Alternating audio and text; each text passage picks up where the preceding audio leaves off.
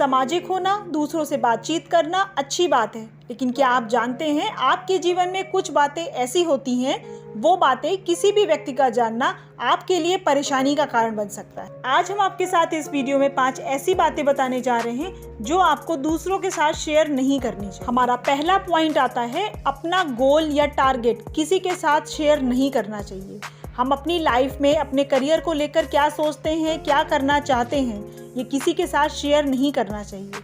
अक्सर देखा गया है कि लोग अपने सपनों को, अपने लक्ष्य को दूसरों के साथ आसानी से शेयर कर लेते हैं, लेकिन अगर आप वो टारगेट लक्ष्य पूरा नहीं कर पाते हैं तो वही लोग आपका मजाक उड़ाते हैं। इसलिए अपने गोल या टारगेट को बिना अचीव करे, बिना हासिल करे किसी के साथ भी शेयर ना करें। इसको आप ऐसे भी समझ सकते हैं कि मेहनत इतनी खामोशी से करो कि सफलता शोर मचा दे।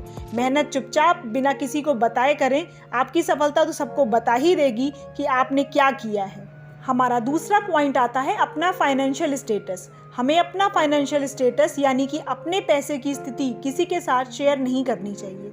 लोगों को अक्सर अपने से ज़्यादा दूसरों का फाइनेंशियल स्टेटस जानने का बड़ा शौक होता है। वो ये बात जानकर आपके और अपने रिश्तों को अहमियत देते हैं। आपके पैसों की स्थिति ही वो अपने व्यवहार का आधार बनाते हैं। कई बार तो समय आने पर वो इन चीज़ों का फ़ायदा भी उठाने से पीछे नहीं रहते।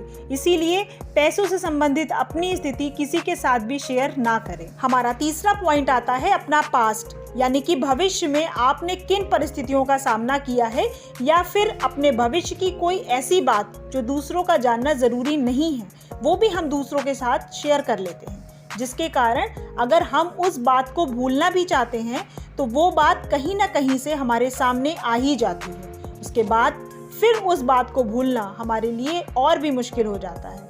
इसीलिए हमें अपने भविष्य की ऐसी बातें किसी से भी शेयर नहीं करनी चाहिए। हमारा चौथा पॉइंट आता है, घर के झगड़े। घर जिसके लिए ये कहा जाता है कि जहाँ 4 बर्तन होंगे तो आवाज़ तो आएगी ही।